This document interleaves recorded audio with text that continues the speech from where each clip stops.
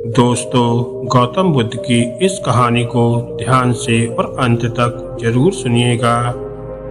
इस कहानी के माध्यम से आप ये जान पाएंगे कि जरूरत से ज्यादा सीधा होना कितना खतरनाक होता है। सीधे लोगों का लोग कैसे फायदा उठाते हैं और उन्हें परेशान करते हैं। तो चलिए कहानी को शुरू करते हैं।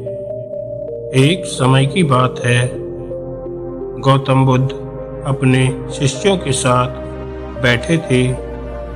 उसी समय राजा अजातशत्रु वहां पर आ पहुंचे और बुद्ध से कहने लगे, हे बुद्ध, जब से मैं आपका शिष्य बना हूँ, हर कोई मेरा शोषण कर रहा है।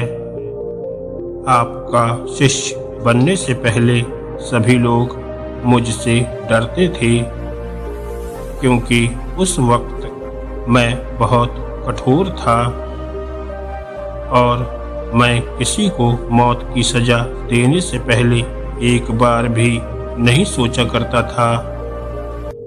लेकिन आपका शिष्य बनने के बाद मेरा किसी को दंड देने का मन नहीं करता और ना ही मुझे गुस्सा आता है।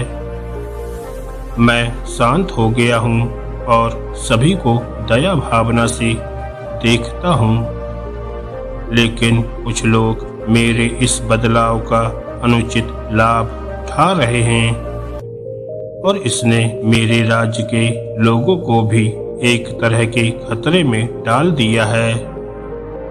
कृपया करके आप मुझे बताइए कि अब मुझे क्या करना चाहिए। राजा अजातशत्रु की यह बात सुनकर गौतम बुद्ध उन्हें एक कहानी सुनाते हैं और कहानी कुछ इस प्रकार की है। एक बार एक बड़े पेड़ के नीचे एक जहरीला सांप रहता था। पेड़ एक गांव के पास एक कोने में हुआ करता था। वहां अक्सर सुबह शाम लोग बैठक लगाते थे और खूब बातें किया करते थे। लेकिन जब से उस पेड़ के पास उस सांप को देखा गया, तब से लोगों ने वहां जाना बंद कर दिया। लेकिन कुछ लोग तो जानबूझकर वहां सांप को देखने जाया करते थे और उसे छेड़ा करते थे। अब उस सांप को जब खतरा महसूस हुआ तो उसने खुद के बचाव के लिए लोगों पर हमला करना शुरू कर दिया। वह सांप अब अपने क्षेत्र में लोगों का आना भी बर्दाश्त नहीं करता था, जिससे गांव के कई लोगों की जान जाने लगी। इस तरह पेड़ के आसपास जब भी कोई हलचल होती तो सांप वहां आ जाता और हमला कर देता। सांप की दहशत अब पूरे गांव में फैल गई। अब लोगों ने बिल्कुल ही उस पेड़ के पास जाना बंद कर दिया। एक दिन एक साधु उस गांव से गुजर रहा था। तभी उस साधु की नजर उस विशाल से घने वृक्ष पर पड़ी, जिसके नीचे वो सांप रहा करता था। घने पेड़ को देखकर साधु के मन में विचार आया कि चलो वृक्ष की इस ठंडी छांव के नीचे बैठकर कुछ देर ध्यान लगाया जाए। उसी वक्त गांव के कुछ लोग अपनी गाय को लेकर घर की ओर जा रहे थे। तभी उन लोगों की नजर जब उस साधु पर पड़ी, जो कि उसी पेड़ की तरफ ही जा रहा था, तभी लोगों ने उस साधु को सांप के बारे में सावधान करते हुए कहा कि आप उस पेड़ के पास मत जाना। वहां एक जहरीला सांप रहता है जो जरा सी हलचल होने पर भी हमला कर देता है और अब तक कई लोगों को काट भी चुका है। लोगों की ये बात सुनकर साधु मुस्कुराए और उस पेड़ की तरफ चल पड़े। जगह थोड़ा साफ करके जैसे ही साधु ध्यान करने के लिए बैठे, तभी सांप हलचल सुनकर साधु के सामने आ गया और फुफकारने लगा। फुफकार की आवाज सुनकर साधु की आंख खुल गई और वह सांप को देखने लगा। वह सांप की आंखों में देखते हुए एक मंत्र का जाप करने लगा और मुंह से सांप की तरफ एक फूंक मारता है। तभी चमत्कारी रूप से वो सांप साधु से बात करने लगता है।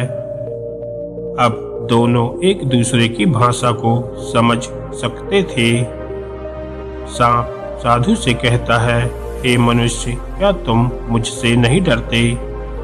क्या तुम नहीं जानते यह मेरा क्षेत्र है और यहाँ आने की किसी की भी हिम्मत नहीं है? साधु ने करुणा से कहा, मित्र, इसमें डरने की क्या बात है? मैं किसी चीज से नहीं डरता, क्योंकि जब मैं जीने का लोभ ही नहीं रखता हूँ तो मृत्यु से डर कैसा? सांप साधु की ये बात सुनकर चौंक गया, क्योंकि सांप की इससे पहले ऐसे लोगों से ही मुलाकात हुई थी जो उसको मारना चाहते थे या उसके डर से भाग जाते थे, लेकिन वह एक ऐसे व्यक्ति से कभी नहीं मिला था जो उससे नहीं डरता। सांप साधु से इतना प्रभावित हुआ कि वह साधु के चरणों में गिर गया और बोला, हे प्रभु, आप बिल्कुल सही कह रहे हो। आज तक मैंने जो कुछ भी किया है अपनी जान बचाने के लिए ही किया है। अपने क्रोध के चलते न जाने कितने निर्दोषों की जान मैंने ली है। इसके बाद साधु सांप को बहुत सी बातें समझाकर वहां से चले जाते हैं। साधु की बात से प्रभावित होकर सांप ने निश्चय किया कि आज से वह किसी को नहीं काटेगा। वह अपने क्रोधी स्वभाव को त्याग देगा, दूसरों को काटना बंद कर देगा। लेकिन इसका नतीजा उल्टा निकला। जब लोगों ने देखा कि सांप ने लोगों को तो काटना बंद कर दिया है, तो लोग उसका फायदा उठाने लगे। जो लोग उससे दूर भागते थे वो उसके पास आने लगे और सांप को परेशान करने लगे। बच्चे उस पर पत्थर फेंक कर मारने लगे, जिससे सांप आए दिन हमेशा परेशान और घायल हो जाता था। वह बहुत दुखी था, क्योंकि वह अपने जीवन का सबसे कठिन समय बिता रहा था।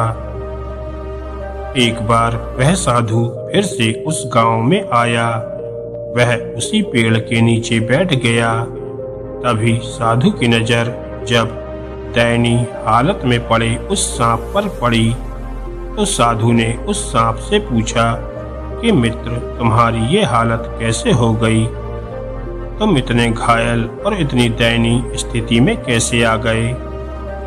तब सांप ने कहा, जब से आपने मुझे अपने हिंसक स्वभाव को छोड़ने के लिए कहा है, तब से मैंने निश्चय किया कि अब मैं किसी पर हमला नहीं करूंगा। मैंने क्रोध करना छोड़ दिया और शांति को अपना लिया, जिसका नतीजा ये है कि लोग मुझे परेशान करने लगे, मेरे साथ दुर्व्यवहार करने लगे। कोई मुझे पत्थर से मारता है तो कोई मुझे डंडे से पीट कर चला जाता है। सांप की बातें सुनकर साधु ने कहा, मित्र, मैंने तुमसे कहा था कि बेवजह दूसरों को मत काटो, लेकिन मैंने तुम्हें तुम्हारी आत्मरक्षा के लिए हमला करने से नहीं रोका था। कहानी सुनने के बाद बुद्ध ने राजा से कहा, हे राजन, तुमने भी मेरी बात का गलत तरीके से मतलब निकाल लिया है। मैंने आपसे अपने कर्तव्यों को छोड़ने के लिए नहीं कहा था, किंतु आप अपने कर्तव्यों से भी विमुख हो गए। आप एक राजा हैं, अतः पूर्ण रूप से साधु की तरह व्यवहार करना आपको खतरे में डाल सकता है। आपको अंदर से साधु की तरह रहना था और बाहर से राजा की तरह, ताकि जरूरत पड़ने पर खुद की रक्षा और प्रजा की रक्षा और राज्य की रक्षा कर सको। दोस्तों, बिल्कुल ऐसे ही जंगल में होता है जो सबसे सीधा पेड़ होता है उसको सबसे पहले काटा जाता है, और यही कानून दुनिया के लोगों पर भी लागू होता है। अच्छे और भोले लोगों का खूब फायदा उठाया जाता है। अच्छे लोगों को जिंदगी में अनेकों दुख का सामना करना पड़ता है, इसलिए कभी किसी को अपना फायदा मत उठाने दो। लोगों को उनकी मर्यादा में रखने के लिए खुद को परिस्थिति के अनुसार बदलना सीख जाइए, अन्यथा आपका हाल भी उस राजा व सांप की तरह हो जाएगा। दोस्तों, हम उम्मीद करते हैं कि गौतम बुद्ध की ये कहानी आपको जरूर पसंद आई होगी, और ऐसी ही मोटिवेशनल और ज्ञानवर्धक कहानियाँ सुनने के लिए हमारे चैनल को सब्सक्राइब करें। धन्यवाद दोस्तों।